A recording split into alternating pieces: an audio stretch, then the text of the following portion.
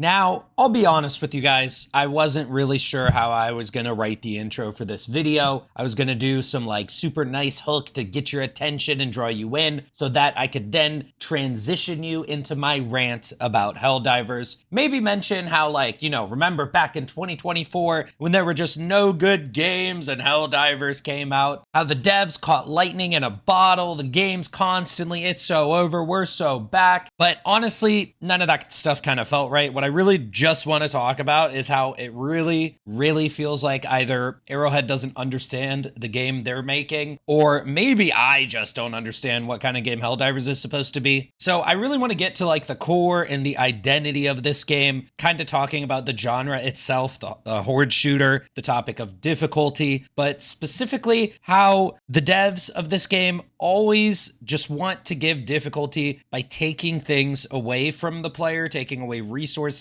making it harder to aim weapons, rather than just adding more enemies. We'll slightly touch on like a bit of bad balancing, but one thing we really need to talk about, which I never make videos about, is the galactic war system, because a lot of people have issues with the literal core of the game, the story. The galactic war is a community-wide role-playing game. The devs said that, they really wanted to kind of make like a D&D campaign style of story for the game and kind of let the whole community all together go on a D&D campaign. The devs have also said, they've written multiple outcomes for the story. They've actually given themselves more work in having to write like these outcomes for both things that happen. They say the galactic war is not rigged, yet at the same time, you see tons of people always saying that it is. You see people complaining about like filler major orders, even though the developers have said that nothing is filler, everything is relevant. It's all important. It's all leading towards other things. And, if we just bring up like the war table, we just notice some of these planets with these different icons. On Carol, we got the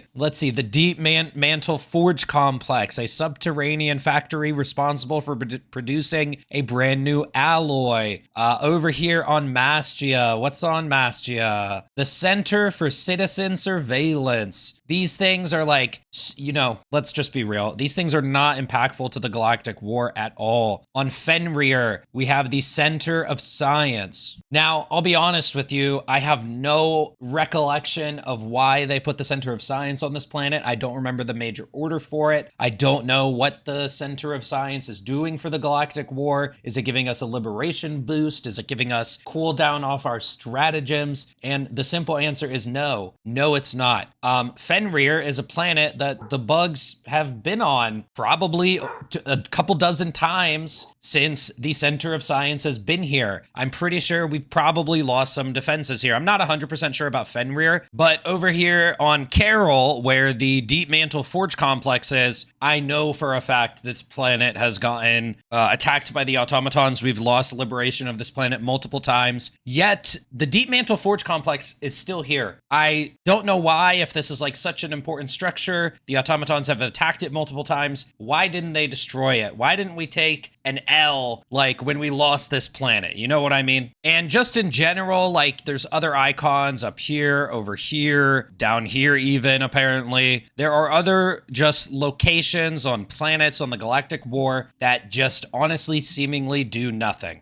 Now, another issue people have is the fact that if you don't get like 80% of the player base on one single planet, it cannot be liberated. Again, kind of taking agency away from the player base, and this is probably contributes to why people think it's rigged, because like when we're trying to liberate Seashell Beach, for example, and we get our 19th Hellmire defense going on, I think, funnily enough, there is a Hellmire defense going on right now, we just can't get this planet liberated. Now, what I will say about Seashell Beach is there is a mega city on this planet called New Alexandria, which I believe is a city in Halo 3, and it was kind of added into the game with the Halo collab and the Xbox launch. And on launch, on the Xbox release, like hundreds of thousands of players, like over 100,000, maybe not quite 200,000. I don't even know what the peak numbers were, but this was like one of the most popular planets with the Xbox players. And even since then, if there's not like an active defense going on, I can show show you a screenshot from just a few days ago. When there's not an active defense going on, the Xbox players tend to migrate back here. So here was on the 6th of October, there was 34,000 players here. This was 35% of the player base, and it said victory in 16 hours. And this was 6 days ago. Now it said we're 94% liberated, but it says victory in 7 months and 2 weeks because there's a Hellmire defense going on and no one is currently here right now. Even just like I think I took this screenshot just a few hours ago. There was, or let's see when I took it, yesterday. I took this screenshot yesterday. 12% of the player base was here. It was supposed to get liberated in 8 hours. Okay, I don't have to explain this much deeper because if you play this game, you know that if 80% of the player base is not on a planet, it is not getting liberated. Even though there could be 30,000 people there, even though there could be 100,000 people there, this planet has not been liberated like since Xbox release. Okay, so I feel I just went on a bit of tangent there. I just named some issues. I just named some problems. I didn't really offer any solutions yet. But the problem is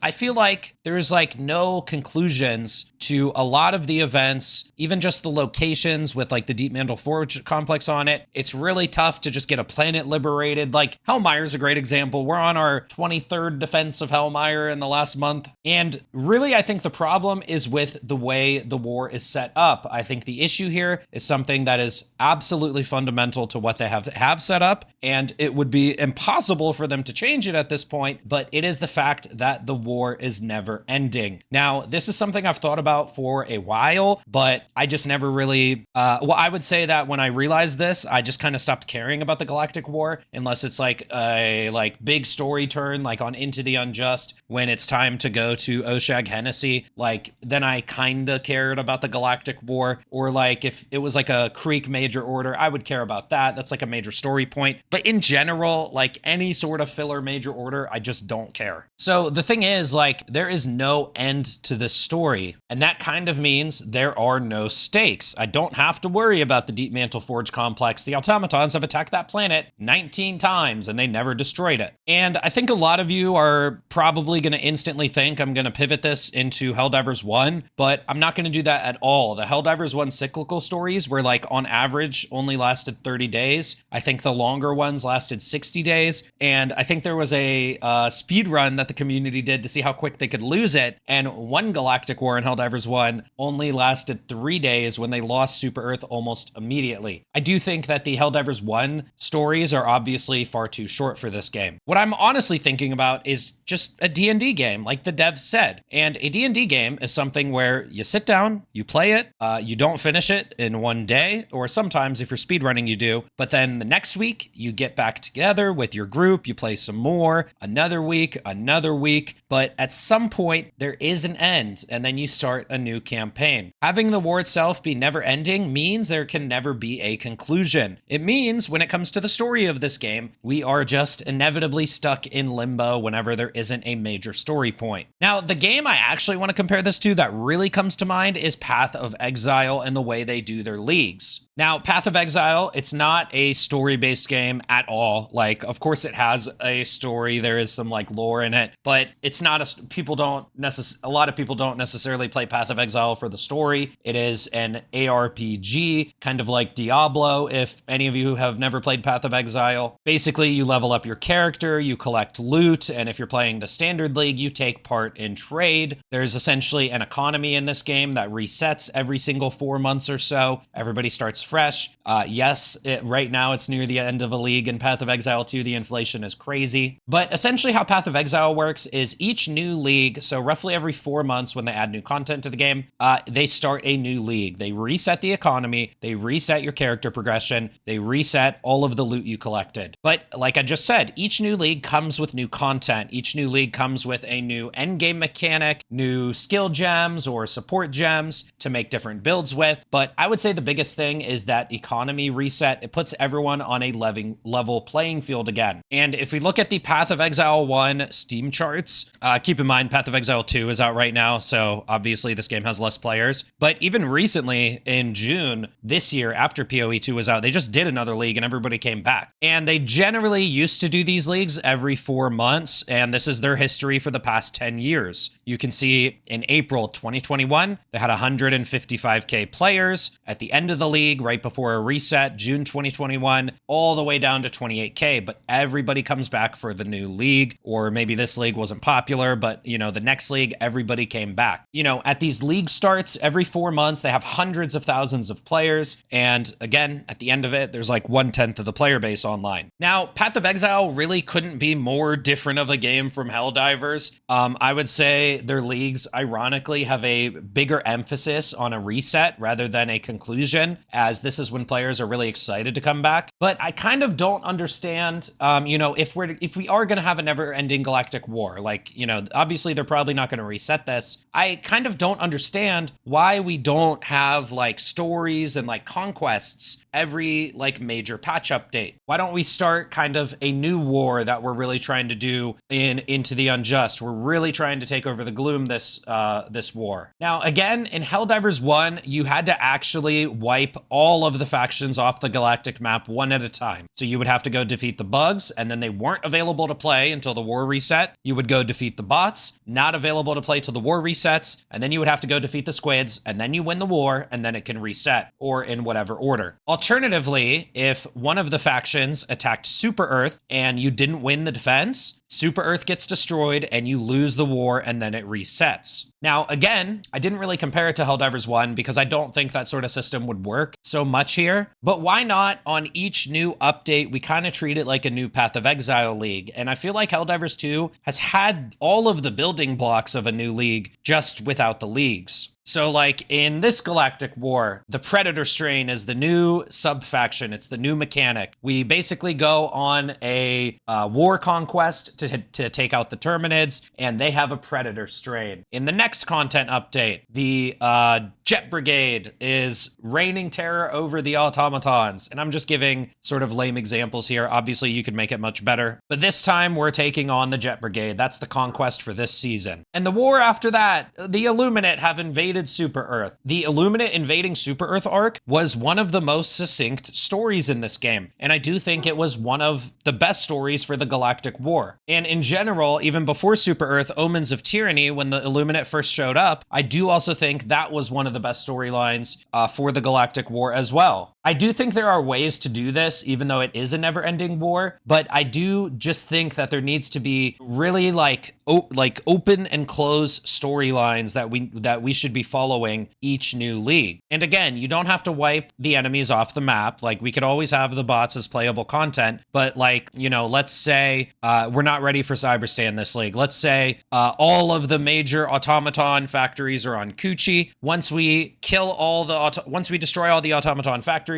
on Kuchi, we win this war. Or alternatively, if the bots, fight back, or if they hold us off for long enough to build enough factories, or if they invade Super Earth and kill us, then we need to reset, and then we get to go on to the next war. And same with the bugs. Let's say we have to go to Oshag Hennessy. There's insane amounts of eggs here. All the billions and trillions of bugs are spawning here. We have to go here and use the TCS to poison the air and wipe the majority of them off the map. And of course, there's like remainder bug outposts, but we took out the main forces, so we win the war. But there's like some remainders, so that way we can still play them while we're waiting for next season. Now, the other thing though, and the reason why I talk about the never-ending war, is I feel like with these more succinct stories, we can also have these icons on the map mean something. Like, for example, the beloved Major Order, which gave us triple rail cannon strike. Why isn't like the factory on Mastia giving that to us? Well, the answer for that is because the devs never planned for the Center for Citizen Surveillance to ever get destroyed. How many times has Mastia been invaded by the bots? How many times have they liberated the Center of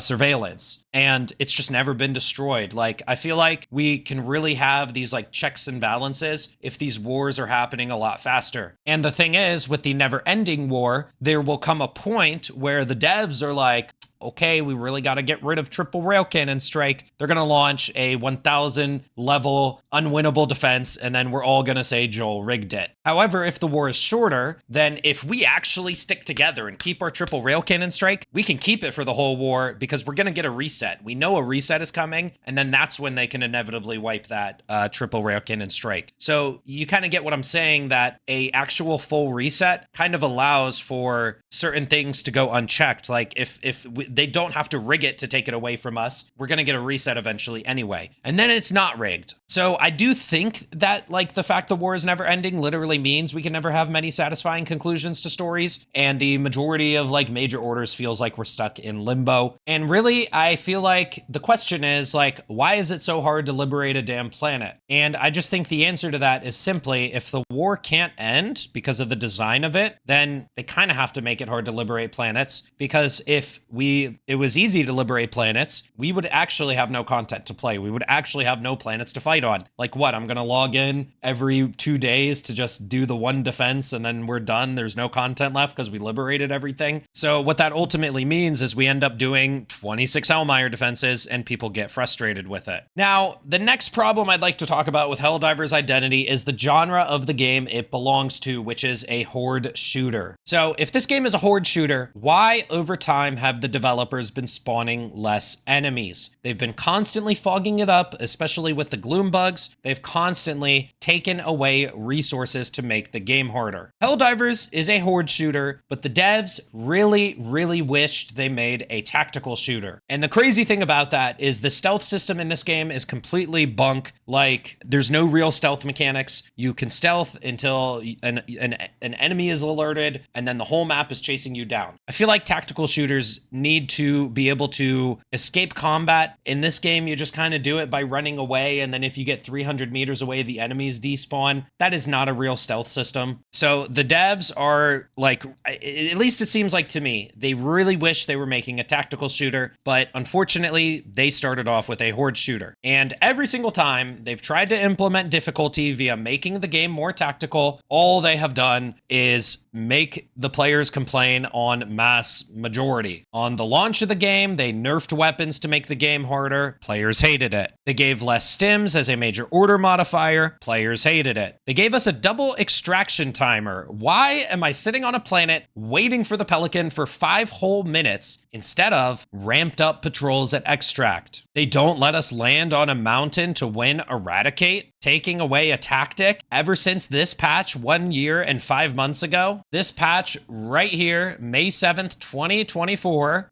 they made it so Helldivers can no longer land on tall rocks in the horde defense missions. This is eradicate. Helldivers can no longer land on top of bug pillars in the TCS missions. This was a strategy people used, and they took away this strategy. And what has it done? Now I can't control my hell pods. It's just my opinion that their main lever that they tweak the game to try and make it harder is simply by taking away resources. Why do you think the Breaker Incendiary got a 2 magazine nerf? They were okay with the damage. They just want you to have less resources. On the patch that the squids invaded Super Earth, they nerfed the Trader Barrage strategy of all things. One of my earliest videos was called the Bruh build because one of my good friends back then, Bruh, came up with this strategy. He's going to equip 4 barrages, and then his 5th barrage is the secret trader stratagem. It is the Bruh build, okay? Run out of bounds, unlock your secret 5th stratagem, and obviously nowadays this is like a really obvious strat, but back when the game launched, we thought we were the coolest people ever, and we were the first people to do it. Obviously, we probably weren't, but you know, back then we thought we were the coolest ever. And nerfing the trader barrage is taking away one of the strategies and the resources in the game, and it is so irrelevant. It is like mainly a for fun strategy. I really don't even understand why they made that change. Now, just to quickly touch on spawns, I made a whole separate video talking about spawns, so I'm not going to go in depth, but just for those who haven't seen this video, I just want to show the proof in this one. Over a year ago, we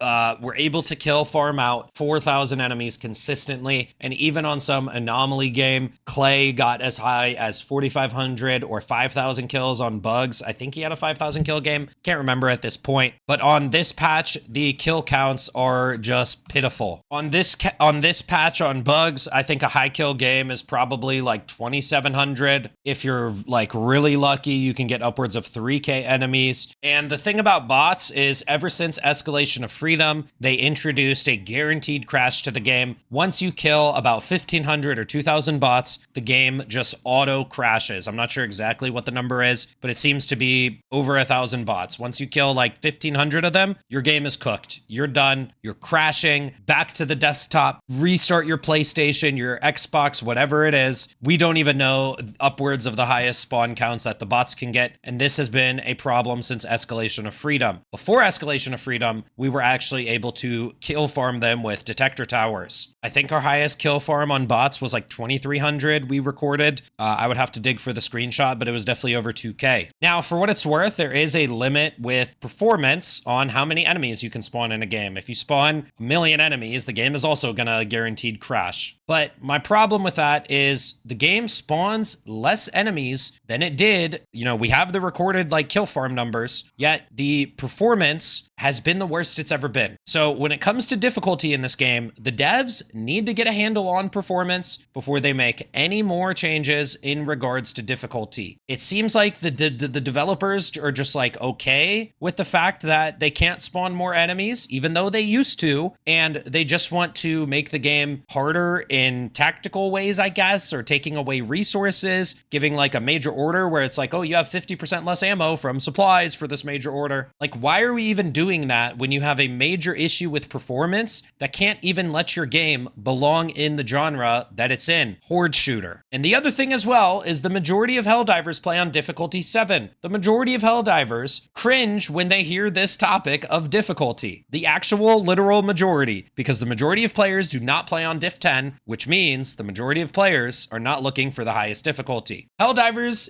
ultimately, en masse, is just a goofy, like, fun game with your friends where you can fight for your democracy, roleplay a little bit, and just have a grand old time. Yeah, what the fuck is this? It's an invisible dead hunter. How the fuck is a hunter still invisible while dead? Is it an old one or a new one? I don't know. I think it's an... How do you fall for an invisible dead hunter?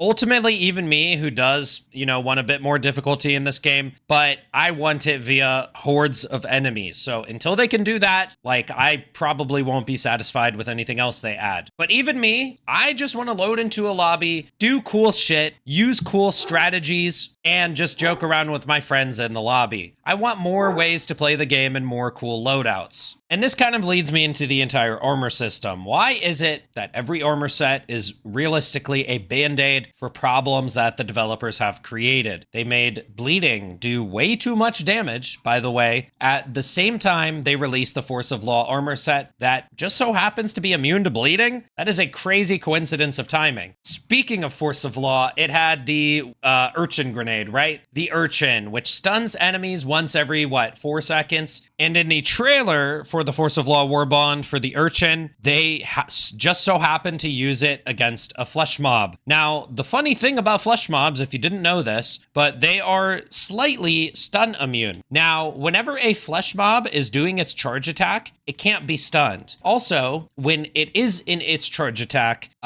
it breaks out of stun. So the funny thing about the Urchin is it stuns 4 times. Technically, it is the perfect counter to the flesh mob's sort of stun. I call it a stun resistance because it's not fully immune, but it's just so happens to counter it, right? Well, no. Why would you stun a freaking flesh mob, bro? Bring a fire grenade and burn its massive HP pool down. Bring gas grenades so it's actually just confused for 15 seconds and it can't charge at you. The pacifier, the pummeler are some of the worst guns in the game. These are the 2 stun guns. For some odd reason, they made it so that when an overseer is stunned, bro turns into John Cena and he's like, you can't see me putting my hand over my face while I'm stunned. And it's like, now I'm shooting his hand and wasting bullets here. Like, people just stopped using stun grenades as soon as they made other grenades useful, as soon as they made thermites useful, as soon as they added gas grenades to the game. Like, the pacifier at this point is probably only played by people who think that it's cool. And same with the Urchin, because they kind of are like cool looking, or the effects are kind of cool, but they are not any good at all. Like, these developers literally like manufacture problems and then they release actual bad solutions to these problems. Like, they made this crazy bleed damage where if I take Vitality Booster, it's just much easier to deal with compared to wearing an armor set that's immune to bleed. Like, if I happen to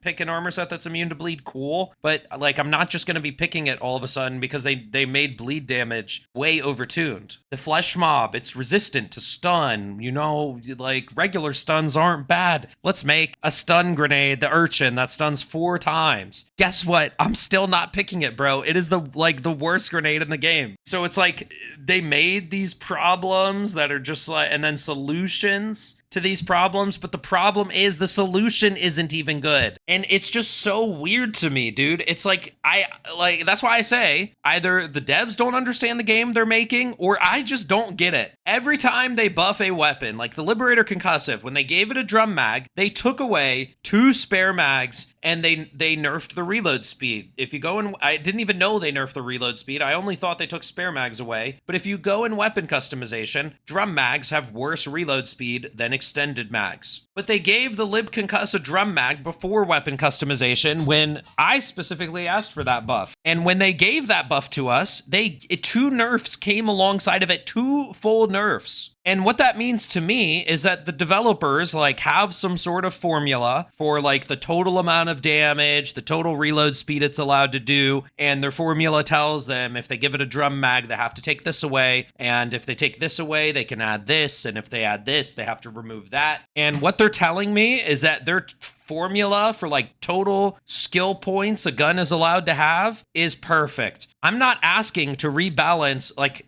I think of this like a Skyrim skill tree. Like if I have 100 skill points in Skyrim and I have 50 points into smithing. If I want some points in a skill that I don't have leveled up, I got to take them out of smithing. But we're talking about the Liberator Concussive. I'm not asking to move around skill points. I'm asking for more skill points. Your total formula is not perfect. It's bad. People have been telling you this since launch, and they said they got it with the 60-day plan, but I'm sorry, it's very clear that they didn't get it because they recently finally got rid of the spread on secondary weapons. They gave them drag, but hey, we also got to give it sway. We made it easier to aim because there's no spread, and we made it harder to aim with sway. Why am I playing a shooter where the guns feel bad to aim? Okay, so back to difficulty. What should difficulty be? Difficulty should be fair. I know this is a hot take for the difficulty community who just spams skill issue. But if you aren't offering me real counters and real solutions, or taking away my agency, ragdoll losing control of my character for 10 seconds at a time, it's not difficulty. That is gambling with extra steps. At a certain amount of playtime, I should be able to master the game so that the difficult game for newbies is easy to me. Look at a game like Doom Eternal. Doom Eternal, the first time I played it, was extremely difficult, especially on Nightmare. And I played Nightmare my first playthrough. I probably died 300 times. Doom Eternal is probably still pretty damn once you get through the first playthrough, you get better. Then you learn the weapon swapping, you get better. But probably your first 5 to 10 playthroughs, you are not a master of that game. It takes a while to learn. And then look at the sweats who pour hours and hours and hours into Doom Eternal. Go look up a Doom Eternal master level speedrun. These guys who have played this game for 3,000 hours are masters at it. And when they speedrun these master levels, it's like it's watching art. And even though there's people with 3,000 hours in the game who make it look easy, it is still an extremely difficult game. It is extremely unforgiving as long as you're playing on the harder difficulty. And it is somewhat hard to master.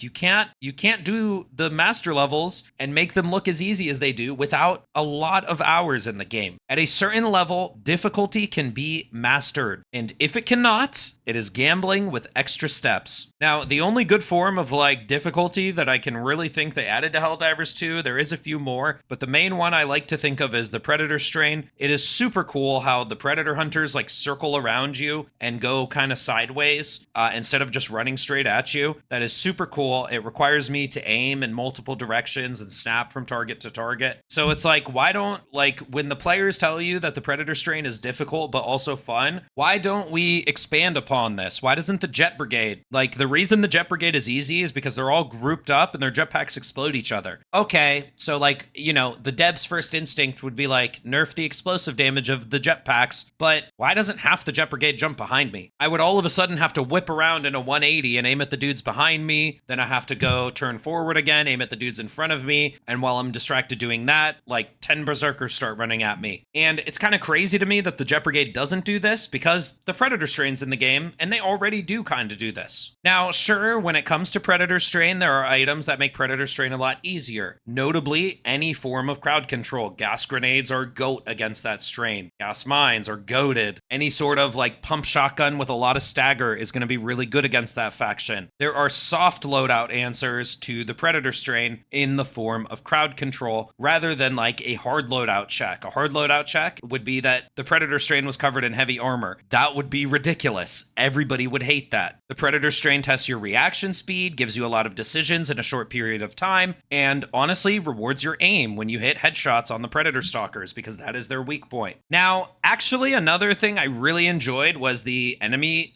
surges. So like the Impaler surges and the Factory Strider surges in particular were pretty damn peak. I can only imagine what like a Hulk surge would look like or a Charger surge. Those would be fun as hell. I remember before Xbox launch, I was leveling a second account so I could get the newbie experience, and I didn't have many things unlocked at the time. I loaded onto a planet with Impaler surges. I also wanted to get the random experience, so I went into a random lobby. I joined. There was 0 reinforces left, and I'm coming in basically as a noob. Like, you know, I have all my knowledge on the game, but I didn't have many unlocks. I didn't have many good guns or gas grenades or anything like that. And I would love to say that I clutched up and got the win, but that did not happen at all. Spam Impalers was crazy. And guess what? It was actually a lot of fun. You know why? Because it was a dispatch. I knew it was coming ahead of time. I knew what planet it was on. When I loaded in and got wrecked, like I couldn't handle it. And guess what I did? I went to a different planet after that so I could collect samples and level up my character a bit more. Nothing about that experience felt bad. But instead of enemy surges, which are peak and do add difficulty, instead of that, what do we get? We get a mission modifier for bugs called atmospheric spores. You know what that does? It makes it so I can't see my minimap, and it adds another layer of fog to the game. Let's do another rant on fog for a second. Everybody remember the 19 Hellmire defenses? Did you ever play Hellmire when there's gloom bugs on it? There happens to be no fire tornadoes on it at the same time. And why is that? How come when there's gloom bugs there's no fire tornadoes? Oh, because gloom bugs have an atmosphere effect that adds another layer of fog. And guess what happens if you mix fire tornadoes with fog? I bet PCs would literally melt. Fire tornadoes nuke your frames, fog nukes your frames. The devs disabling fire tornadoes honestly tells me that they know that the fog kills your frames, and they know that the fire tornadoes kill their frames. Yet, there's an entire enemy subfaction that spews out fog on death, and they are so surprised. It's such a shock when you add a subfaction like this to the game and you do these other changes to the game. You add so much fog. It's such a shock that the performance is somehow the worst it's ever been since launch. Such a surprise. And while they're adding all this fog, like they're apparently fixing Charger footsteps next patch. Like, what is Helldivers 2, bro? I can't see. I can't hear the large enemies. Like, am I even playing Helldivers 2 or am I playing frickin' Helen Keller 2? This is like disability simulator. I'm deaf and blind. That's my difficulty mechanic. This is like the lamest and least interesting difficulty I've ever seen in a game ever. I swear to God. Don't stop lowering my FPS through fog and lower it because you just spawn too many enemies, bro. If there were so many enemies that my FPS was dropping, I wouldn't complain that much. But it's like, bro, my FPS is low. There's no enemies. I can't see. I can't hear. And it's like, bro, what am I playing? It is insane to me that the CEO says we can't add more enemies because of performance, but some freaking psychotic, fog-loving developer at Arrowhead just keeps hitting the add more fog button and just makes performance worse. They have to be aware of this, bro. And if they're not, either they don't understand or maybe I'm just wrong. Maybe I'm wrong about the fog. I'm starting to question myself. I feel like I'm being gaslit. So ultimately, you can have an It's So Over. You can have a We Are So Back. But the It's So Overs get really, really old after so long because the devs keep making the same mistakes. And I'm starting to worry that the next patch won't be We're So Back. And I always think of the phrase Helldivers never die. I don't think this game is just going to have a sudden death. I don't think that would ever happen. I'm sure eventually a few patches later, they will get a handle on things and release some cool content. content. But ultimately what's going to happen is after so many It's So Overs, players are going to start to feel burned. And if you keep doing this, the next big patches will slowly just have less and less players each time. They already got their wake-up call with the 60-day plan last year. That was already their second chance. This is the second year in a row that this is happening. We had escalation of nerfs. This year we have Into the Untested. Like, what is next year's It's So Over patch going to be called? Like I don't know, the light of failocracy? All right, I'm sorry, that was horrible. I couldn't think of one. So that's it for today. Like the video if you like it, dislike it if you don't, and comment down below. I'll be discussing with you guys in the comments. See you guys next time. I'm out.